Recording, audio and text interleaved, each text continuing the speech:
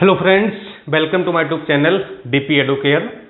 दोस्तों, आज हम लोग आरओ एआरओ 2022-23 मुख्य परीक्षा के लिए एक बहुत ही इम्पॉर्टेंट टॉपिक पर बात करेंगे, जिसका नाम है पत्र लेखन, लेटर राइटिंग, जिसको हम कहते हैं कि पत्र लेखन कैसे किया जाए, एक बेहतर पत्र आप कैसे लिख सकते हैं और पत्र लेखन करते समय आपको कौन कौन सी बातों का ध्यान रखना है, कितने प्रकार के पत्र होते हैं, कौन कौन से पत्र पूछे जाते हैं, सारणी रूप यानी कि टेबुलर फॉर्म क्या होता है, कैसे लिखा जाता है, कैसे बनाया जाता है, ठीक है। और जो 9 प्रकार के पत्र आपके सिलेबस में दिए गए हैं, शासकीय पत्र, अर्धशासकीय पत्र, परिपत्र, कार्यालय आदेश, कार्यालय ज्ञापन, टिप्पण, प्रतिवेदन और अनुस्मारक, ठीक है।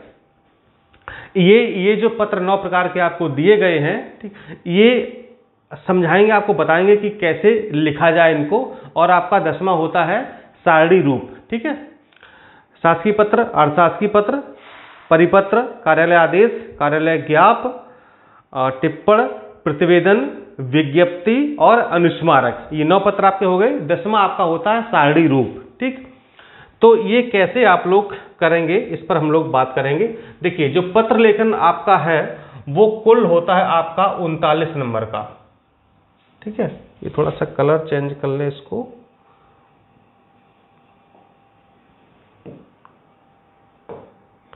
इधर से व्हाइट लिखा है ये, ठीक है। 39 नंबर का आपका पत्र लेखन होता है।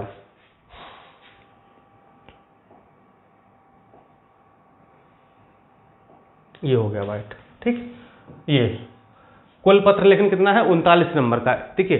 इसमें क्या होता है, इसमें 3 प्रश्न पूछे जाते हैं आपके पत्र लेखन के, ठीक है। का, खा और गा, प्रत्येक होता है 8 नंबर का, ठीक है। तो 8 या 24 नंबर के तो पत्र हो गए। और 15 नंबर का आपका होता है सारणी रूप, ठीक, यानी कि एक शासकीय पत्र दिया होता है, पूरा लिखा होता है, उसको आपको टेबुलर फॉर्म में लिखना होता है। तो ये सारी बातें यानी कि 39 नंबर, और कुल हिंदी आपकी होती है 100 नंबर की, ठीक है। यानी कि आधे से कुछ ही कम जो पोर्शन है हिंदी का 100 नंबर वाला पेपर है वो पत्र लेखन का होता है। इसलिए अगर पत्र लेखन आपका सही हो गया, एग्जैक्ट हो गया, तो समझिए कि आपको हिंदी के प्रश्न पत्र में अच्छे खासे अंक मिल जाते हैं। और हिंदी के प्रश्न पत्र में समझिए अगर आपको 70-75 के आसपास अगर नंबर मिल गए तो आप सिलेक्शन के नजदीक पहुंच जाते हैं। बल्कि 75 से 80 के आसपास आपकी, चूंकि हिंदी का प्रश्न पत्र ऐसा, यहाँ पर सॉलिड नंबर होते हैं, जैसे शब्दावली सॉलिड है, मुहावरे के, है ना, पत्र लेखन के, तो ये बड़े मतलब नंबर आप इससे अच्छे खासे नंबर गेन कर सकते हैं। तो यही सब ट्रिक आपको बताएंगे कि हम लोग पत्र लेखन कैसे करें। और ये आरओ एआरओ 2022 का जो मुख्य परीक्षा होने वाला है उसके बारे में हम लोग चर्चा करेंगे, ठीक है। हालांकि प्री और मेंस दोनों के लिए हमारे आरओ एआरओ के लिए बैच चल रहे हैं। इस नंबर से आप लोग ज्वाइन भी कर सकते हैं, 6393350769, ठीक है। तो देखिए, नेक्स्ट पेज कर लेते हैं।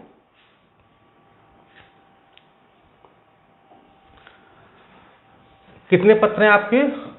9 पत्र हैं, ठीक है। और एक आपका है सारणी रूप, ठीक। और कितने नंबर के हैं? 39 नंबर के, ठीक। अब देखिए, आप जो पत्र पढ़ते हैं वो आप विभिन्न सोर्सेज यूज करते होंगे, और बेसिकली जो सोर्सेज हैं वो मार्केट के हैं। मार्केट में बहुत सारी मैगजीन्स में, किसी पब्लिकेशन का या किसी का नाम नहीं लूंगा, लेकिन आप लोग समझदार समझ जाएंगे, ठीक है। बहुत सारे मतलब जिसमें 3-4 बहुत फेमस प्रकाशन हैं, उनकी मैगजीन अक्सर आती हैं। लेकिन मैंने सभी को देखा है, और जो पत्र लेखन का उसमें प्रारूप दिया गया है वो बहुत ही, मतलब आप समझ सकते कि कैसा है, मतलब बहुत ही बेकार टाइप का है, बहुत घटिया है। क्यों है? क्योंकि देखिए, परीक्षा होनी है आज की डेट में, और वहां पर जो प्रारूप या उन्होंने जो एग्जाम्पल लिख रखे हैं वो पिछले 5 साल 10 साल पहले वो पुस्तक पब्लिश हुई होगी, और वही अभी तक लगातार चली आ रही है। मतलब उसमें उन्होंने कोई अपडेट नहीं किया है कि कहां पर आपका कॉमा लगना है, कहां पर आपका स्पेस होगा, कहां पर फुल स्टॉप आप लगाएंगे, कहां पर आप सेमीकोलन लगाएंगे, ठीक है।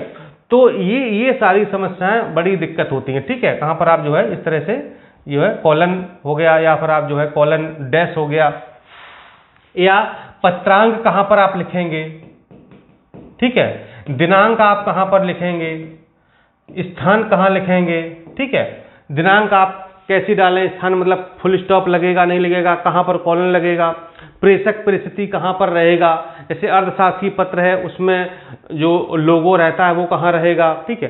कार्यालय आदेश और कार्यालय ज्ञाप आप देखेंगे किसी भी पुस्तक में डिफरेंशिएट नहीं किया गया है कि कार्यालय आदेश और कार्यालय ज्ञाप क्या है। बहुत बड़ी बात है ये, आपको बता दें हम,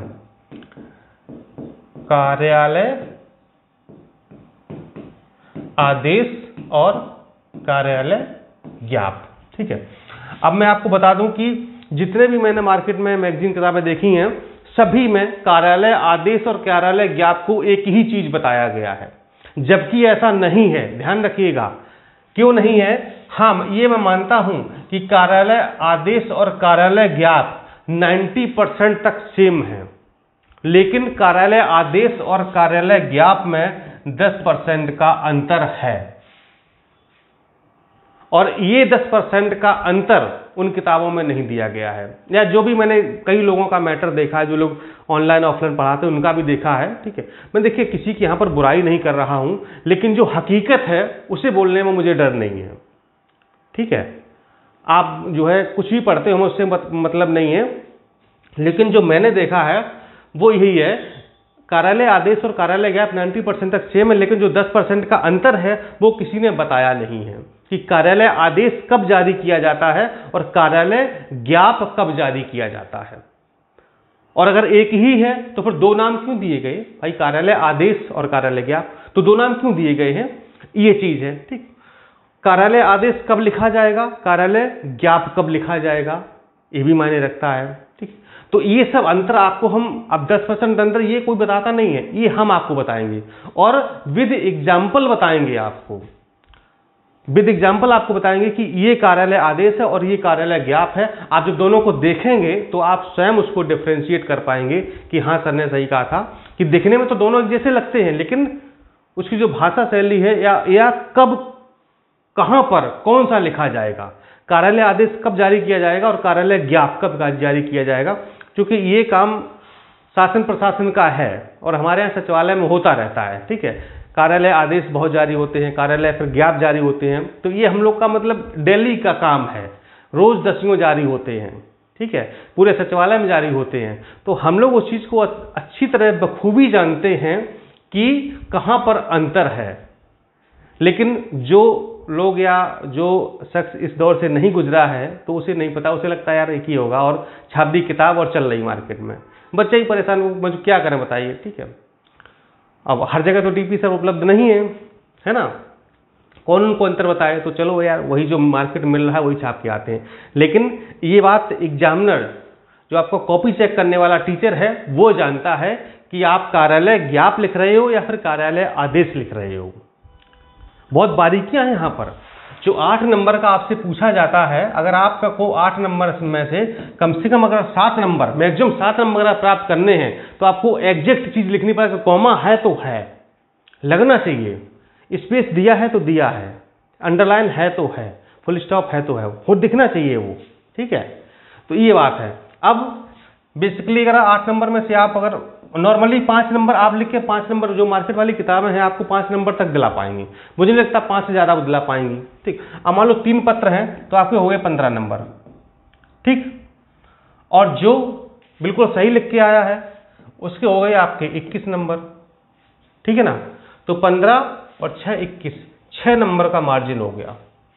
यानी कि उस व्यक्ति में जो मार्केट की या कहीं से ऐसे ही पढ़ के गया था उसके 15-16 नंबर है, और जो ऑथेंटिक चीज पढ़ के गया था उसके 20-21 या 22 नंबर है। मतलब 5 से 6 नंबर का मार्जिन यहां पर हो गया। और आप जानते हैं कि आरओ में 1-1, 2-2 नंबर से मेरिट कई हजार में डाउन हो जाती है, कई हजार में चढ़ जाती है, और इसका भुक्तभोगी मैं हूं। वर्ष 2014 में मैं आपको बता दूं, जब मैंने मेंस दिया था आरओ का, मेरा सिलेक्शन मात्र 2 नंबर से रुका हुआ था। और उससे बड़ा दुर्भाग्य ये कि जब 2013 में जब दिया था तो 2 नंबर से रुका था, और जब 2014 वाला मेंस दिया था तो और बड़ा दुर्भाग्य कि मात्र 1 नंबर से सिलेक्शन रुका हुआ था। तो मुझे पता कि 1 नंबर, 2 नंबर और 5 नंबर की कीमत क्या होती है, समझ रहे ना। तो यहाँ पर 5 से 6 नंबर का सीधे सीधे डिफरेंट हो जाता है, मार्जिन हो जाता है। इसलिए आप जहां से भी पढ़ें, जो भी पढ़ें, वो ऑथेंटिक पढ़ें, ठीक है। तो ये हो गया। ऐसे ही जो सभी प्रकार के पत्र हैं, चाहे वो विज्ञप्ति हो गई हो, चाहे वो शासकीय पत्र हो, अशासकीय पत्र हो, मतलब वो पुराना पैटर्न दिया हुआ है, उसको लोग अपडेट ही नहीं कर रहे हैं। भाई आप स्टूडेंट को कंफ्यूजन में क्यों रख रहे हो, उसको क्यों कंफ्यूज कर रहे हो, गलत सामग्री क्यों दे रहे हो, उसको आप जो भी है उसको अपडेट करिए, बताइए, ठीक है। अच्छा, हम लोग का क्या है, हम इतना दावे के साथ और क्यों कह सकते हैं, इसलिए चूंकि अब हमने चीजें वो आंखों से देखी हैं, रोज देखते हैं, और लगता है कि मतलब बच्चे जो है कितने अंधेरे में हैं, मतलब गलत चीजें पढ़ रहे हैं। इसलिए हम जो है आप लोगों के लिए पत्र लेखन जो मेंस का आपका है 9 पत्र हैं, हम आपको यूट्यूब पर ही सभी के लिए वो पब्लिक रहेगा, कोई उसका वो नहीं है, सब पढ़ाएंगे, लिखने का तरीका बताएंगे, उसका प्रारूप बताएंगे, परिभाषा सब कुछ बताएंगे, ठीक है। उसके 2-2-3 एग्जाम्पल भी होंगे, लेकिन इसका जो पूरा कंप्लीट नोट्स है, ठीक है। जैसे यहाँ पर देखिए, यहाँ पर आपको हम लिखना बता सकते हैं ना कि ऐसे ऐसे लिखा जाएगा, ठीक है, लेकिन आपको हमको पूरा लिखा हुआ चाहिए एग्जैक्ट, ठीक है, कि कहाँ पर कॉमा लगा, एग्जाम्पल क्या है, क्योंकि आप लोग को एग्जाम्पल ढूंढने में ही, अब मैं कुछ किताबें मैंने देखी है कि मतलब पिछले 10 साल से वही एग्जाम्पल लगातार चला आ रहा है, मतलब एग्जाम्पल तक चेंज नहीं किया है, वही बार बार जब भी अपडेट होती किताब छपती है, दूसरा एडिशन आता है, वही छाप देते हैं। अरे भाई कम से कम एग्जाम्पल तो चेंज कर दो, वही पिछले 10 साल से ला रहा है, 15 साल से, 5 साल से, ठीक है। तो हम आपको क्या करेंगे, जो नोट्स आपको देंगे उसमें देखिए सभी पत्र की आपकी परिभाषा होगी, ठीक है, विशेषताएं, पत्र के भाग, ठीक है, पत्र का प्रारूप, फिर लिखित प्रारूप, और हर पत्र के 2 या 3 एग्जाम्पल, उदाहरण। ये आपकी प्रत्येक पत्र से, मान लो शासकीय पत्र है तो शासकीय पत्र की परिभाषा, शासकीय पत्र की विशेषताएं, किन परिस्थितियों में शासकीय पत्र लिखा जाता है, कौन किसको लिख सकता है, पत्र के भाग कौन कौन से भाग उसमें होते हैं, इसके बाद उसका प्रारूप क्या है, उसका लिखित प्रारूप क्या है, और उस पत्र के 2, 3 या 4 एग्जाम्पल, ताकि आपको एग्जाम्पल परीक्षा हॉल में बैठ करके सोचना ना पड़े, आप रट के जाएं। क्योंकि वहां एग्जामिनर ये नहीं कहता कि आप जो हम बता रहे वो एग्जाम्पल लिखिए, वो कहता है कि शासकीय पत्र को उदाहरण सहित समझाइए। तो पता आपको क्या करना है, शासकीय पत्र लिखना, उसकी पत्र की परिभाषा, पत्र की विशेषताएं और उदाहरण लिख देना है सीधे सीधे, समझ रहे ना। अब उसने ये थोड़ी कहा कि जो उदाहरण वो बताएगा वो लिखिए, अरे आप जो याद करके गए हो ना वो लिखिए ना। आप वहां सोचने पर क्यों वक्त बर्बाद करेंगे, आप याद करके जाइए, हूबहू वही सोई छाप करके आइए। तो इसलिए हम हर पत्र के 2-2, 3-3 एग्जाम्पल दे देंगे, जो आपको सुटेबल लगे वो 1 या 2 आप हर पत्र के याद कर लीजिए, बात खत्म हो जाएगी। तो इसी प्रकार से 9 प्रकार के पत्र का आपका पूरा कंप्लीट PDF नोट्स मिलेगा, वो भी प्रिंटेड, पूरा टाइप किया हुआ, जिसमें गलती होने की मुझे नहीं लगता कि डेसिमल में भी संभावना होगी, क्योंकि मैंने खुद उस नोट्स को कई बार चेक किया है। बाकी मैं कोई क्या चेक करे उनके, लेकिन पत्र लेखन वाला मैंने खुद से चेक किया है, कोई गलती की संभावना उसमें नहीं है, ठीक है। और फिर आपका आता है सारणी रूप, ठीक, ये आपका 15 नंबर का होता है। इसमें एक पूरा शासकीय पत्र लिखा होता है, पूरा प्रेषक के लेकर पूरा भवदी तक लिखा होता है, ठीक। इसमें क्या होता है, इसमें शासकीय पत्र में एक टेबल बनानी होती है, उसमें जो है इस तरह के 6 कॉलम होते हैं, ठीक है। प्रेषक, प्रस्तुति, दिनांक कहाँ से आया है, उसका पत्रांक क्या है और विषय क्या है, इस तरीके से वो भी आपको हम पूरा बता देंगे, समझाएंगे, ठीक है। हम यूट्यूब पर आपको सब कुछ, पूरे पत्र सब कुछ पढ़ाएंगे, लेकिन अगर आप इसका कंप्लीट नोट्स आपको चाहिए तो फिर क्या करना होगा, वो हमारे आपके ग्रुप से जुड़ना पड़ेगा, ठीक है। इस नंबर पर 6393350769, ठीक है। इसमें आपको अगर PDF चाहिए आपको, ठीक है, PDF आपको पूरा कंप्लीट लिखा हुआ चाहिए, ठीक। क्योंकि यहाँ पर आपको हम एक एक एग्जाम्पल नहीं समझा पाएंगे, नहीं बता पाएंगे, हम आपको सिर्फ क्या करेंगे, पत्र के पूरे जो प्रारूप है वो बता देंगे, उसकी परिभाषा वगैरह वो समझा देंगे, ठीक है। मतलब एक बेसिक इंट्रोडक्शन आपको हम बता सकते हैं, लेकिन अब वो कहेंगे सर हमें पूरा जैसे आपने बताया है वैसा लिख करके बताइए, तो वो यहाँ पर संभव नहीं है। उसके लिए आप गो फॉर नोट्स, आप नोट्स ले लीजिए, ठीक है, तो उसमें आपको सारी चीज़ें कंप्लीटली मिल जाएंगी। फिर मतलब आपको वो जो मार्केट की चौपतिया टाइप की किताबें हैं वो सब आपको नहीं पढ़ना पड़ेगा।